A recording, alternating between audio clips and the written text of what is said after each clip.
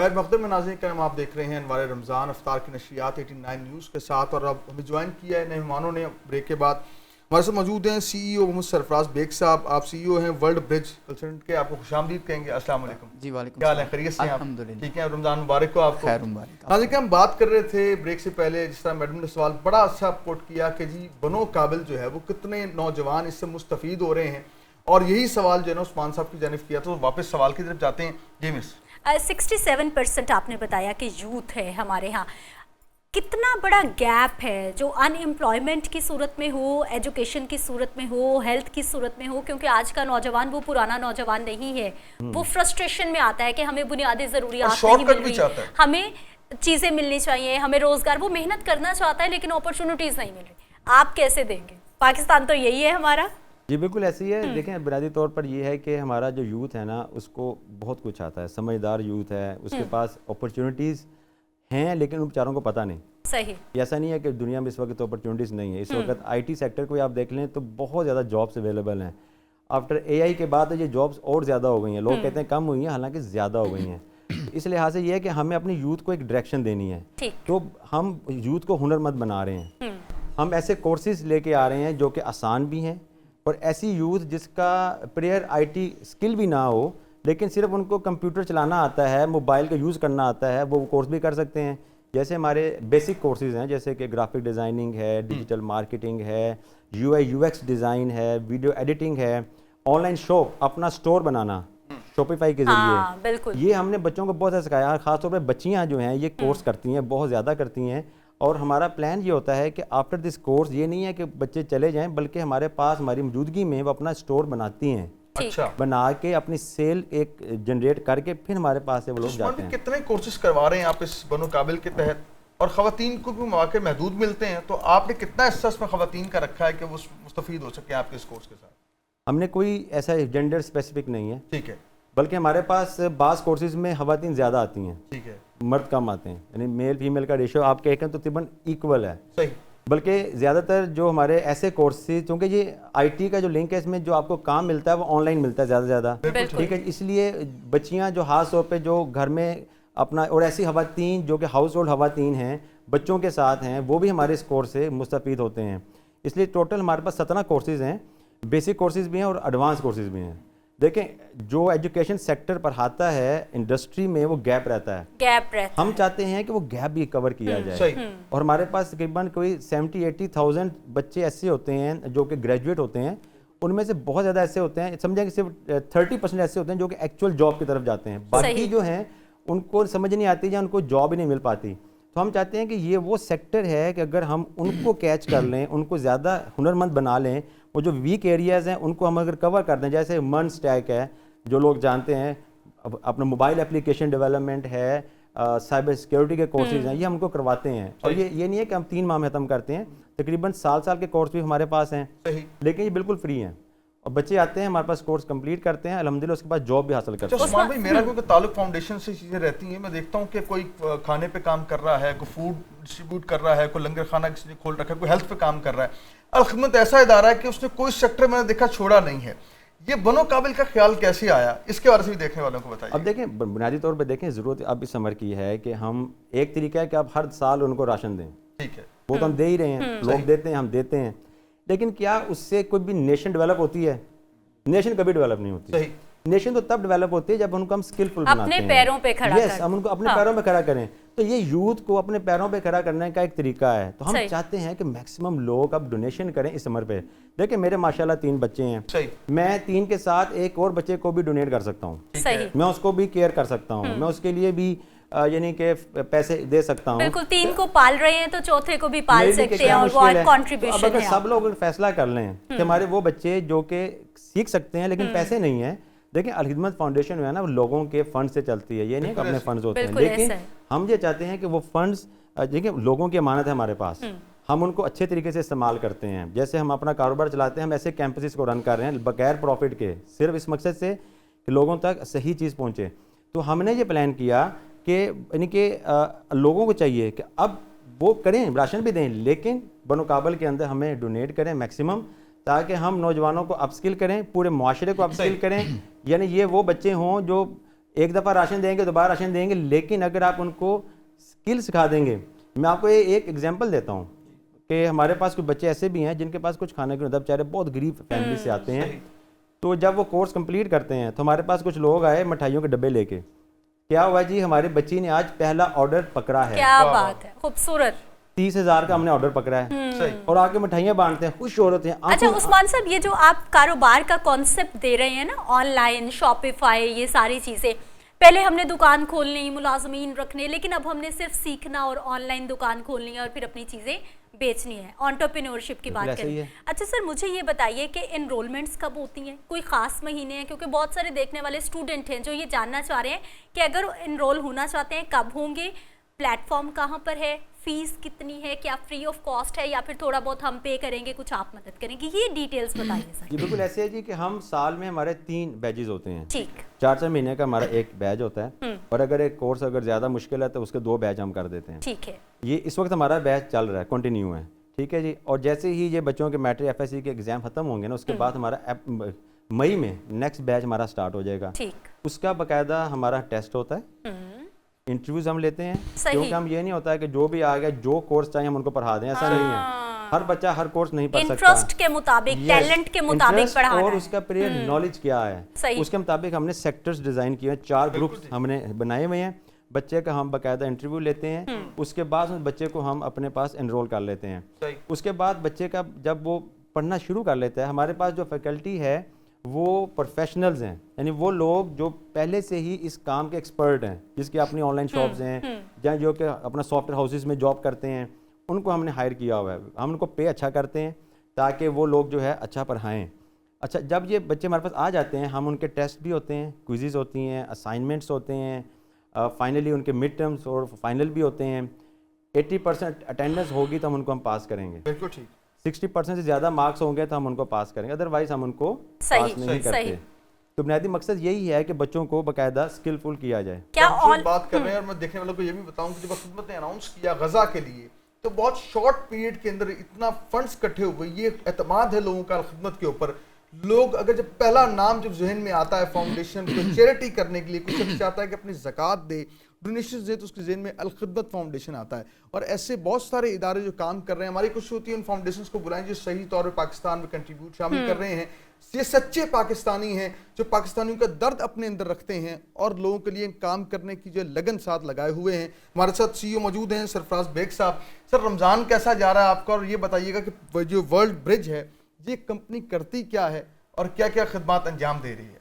जी वालेकुम सलाम। अल्हम्दुलिल्लाह रमज़ान बड़ा बेहतरीन गुजरा है और वर्ल्ड ब्रिज कंसल्टेंट जो है ये हमारी ऑर्गेनाइजेशन है फॉर स्टडी अब्रॉड, और इसमें हमारी स्पेशलिटी जो है ना वो तमाम हमारे मोअज़्ज़ज़ पाकिस्तानी स्टूडेंट्स, वालिदैन जो अपने बच्चों को स्कॉलरशिप बेस पे मुख्तलिफ़ कंट्रीज़ में, शेंजन कंट्रीज़ में भिजवाना चाहते हैं। वहाँ पे डेफिनेटली हमारा मेन पर्पज़ क्या है कि जितना हमारा और पाकिस्तान से जाएगा डेफिनेटली वहाँ पे स्टेबल होगा, तो वहाँ से रेवेन्यू जनरेट। पीछे कौन रह जाएगा? सारे जा रहे हैं। पीछे कौन रह जाएगा? नहीं, पढ़ने जा रहे हैं ना, पढ़ के वापस भी आएंगे, हमारे लिए बेहतर होगा। बेसिकली तो बिल्कुल ठीक। वैसे आजकल कोशिश ज्यादातर की यही है कि निकल ही जाए। बात यह है कि मेरा जो देखें हर इंसान का अपना अपना माइंड होता है। मेरा यह है कि जितने ज़्यादा पाकिस्तानी फॉरेन में होंगे उतना ज़्यादा फंड्स पाकिस्तान में आएगा और पाकिस्तानी डेफिनेटली जितना रेवेन्यू होगा, ठीक है, वो हमारी स्टेबिलिटी की तरफ। अच्छा बेग साहब, मुझे ये बताइए, आप जो स्कॉलरशिप्स की बात कर रहे हैं, जो इंटरनेशनल यूनिवर्सिटीज़ हैं, क्या वो सिर्फ उन बच्चों को स्कॉलरशिप्स ऑफर करती हैं जो बहुत ज़्यादा ब्राइट स्टूडेंट्स हैं, जो टॉपर्स हैं, या फिर कोई भी अप्लाई कर सकता है और कोई भी जा सकता है? एक एवरेज स्टूडेंट, बैक बेंचर की मैं बात कर रही हूँ, जिनके नंबर चाहे ना अच्छे आए लेकिन टैलेंट में कहीं ना कहीं हमने देखा है कि वो बहुत आगे होते हैं बच्चे। अप्रोक्सीमेटली जिन बच्चों का 60% तक मार्क्स होना, हाँ, ओनली एवरेज 60% वाला, वैसे एलिजिबल तो जो है वो 50% वाला भी है, लेकिन अगर हम देखें वो एप्लीकेशन तो लेंगे, लेकिन अब हम आते हैं कि वीजा किसको करेंगे, एम्बेसी जो है वो प्रेफरेंस पे किसको रखती है, सही, तो वो रखेगी उनको जिनका मिनिमम 60 और बिल्कुल भी लेस देन तो 57%। ओके, क्योंकि हमारे रिसेंटली बच्चों के वीज़ास जो है ना वो 57% पे भी जिनके मार्क्स थे FSC में, उनके शेंजन में, ख़ासकर इटली है, जर्मनी है। अब जर्मनी जो है वो तकरीबन जर्मनी हो गया, इटली हो गया, ऑस्ट्रिया हो गया, उसके बाद यही मोस्टली कंट्रीज़ हैं जो हमारे बच्चों को शेंजन में स्कॉलरशिप बेस पे। और बच्चे कौन से मुल्क में जाना प्रायोरिटी करते हैं? शेंजन की भी अगर हम बात करते हैं, ऑब्वियसली बहुत सारे उनको अपॉर्चुनिटीज़ मिल जाती हैं एक ही वीज़ा पे। वीज़ों का बड़ा मसला चल रहा था, क्या जो स्टडी बेस जाना है वो आसान है? क्योंकि बहुत सारे हमारे बच्चे होते हैं स्टडी बेस जाते हैं, लेकिन उनका ख्वाब यही होता है कि अब हमने वहाँ जाके सेटल होना है, अब हमने वापस नहीं आना, हम काम करेंगे। उसके अंदर ये है कि आप बिल्कुल सही फरमा रहे हैं, लेकिन अगर हम बच्चों की प्रॉपर काउंसलिंग करेंगे ना, ठीक है, तो वो पढ़ेंगे भी, काम भी करेंगे और काम भी करेंगे। और पाकिस्तान में सबसे बड़ी जो प्रॉब्लम फेस करना पड़ रही थी ना बच्चों को, स्कॉलरशिप इन इटली के हवाले से थी। इसमें बड़े मामलात थे, लोगों को यहाँ पे जस्ट एक इन्फो तक था, लेकिन वर्ल्ड विज ने पिछले अल्हम्दुलिल्लाह 5 इयर्स के अंदर, मेरी ऑर्गेनाइजेशन को 10 साल हो गए हैं, लेकिन पिछले 5 साल के अंदर वर्ल्ड विज ने पाकिस्तान में ये बताया है कि स्कॉलरशिप लेनी किस तरह है, जाना किस तरह है, सेटल किस तरह होना है। और अगर हम ये बात करें ना कि स्कॉलरशिप के हवाले से पाकिस्तान में कोई अदारा है, तो हम नहीं कहेंगे इटली में बसने वाला हर पाकिस्तानी कहेगा कि वर्ल्ड विज। क्या बात है, क्या बात। असल काम ये भी यही है कि दायरे गैर में रहने वाला बंदा बताए कि जो पाकिस्तान में जो बंदा बैठा है वो सही गाइड करता है, किसी को गाइड कर देना भी एक नेकी है। इमरान हसन साहब की तरफ आएंगे, नात शामिल करेंगे। इमरान भाई का भी एक बड़ा तवील सफ़र रहता है, ये तमाम नात खानों को दायरे गैर में लेके जाते हैं, यूके में ले जाके जो ये साथ महफिल का सिलसिला करते हैं माशाल्लाह। बिस्मिल्लाह, नात पाक शामिल कीजिएगा। हुजूर मेरी तो सारी बहार आप से हुजूर मेरी तो सारी बहार आप से है। मैं बेकरार था, मेरा करार आप से है। हुजूर मेरी तो सारी बहार आप से है। गुनाहगार हूँ आका, बड़ी नदामत है। गुनाहगार हूँ आका, बड़ी नदामत है। कसम खुदा की ये मेरा वकार आप से है। कसम खुदा की। और अरे भाई, हासिल कलाम मैं दुनिया में जहाँ पढ़ता हूँ मैं कहता हूँ ये हासिल कलाम शेर है। ओ मैं इस यकीन से जिंदा हूँ आप मेरे हैं। मैं इस यकीन से जिंदा हूँ आप मेरे हैं। मेरी हयात का दारो मदार आप से है। मेरी हयात का दारो पूरे कद से जो खड़ा हूँ तो ये तेरा है करम। मुझको झुकने नहीं देता है सहारा तेरा।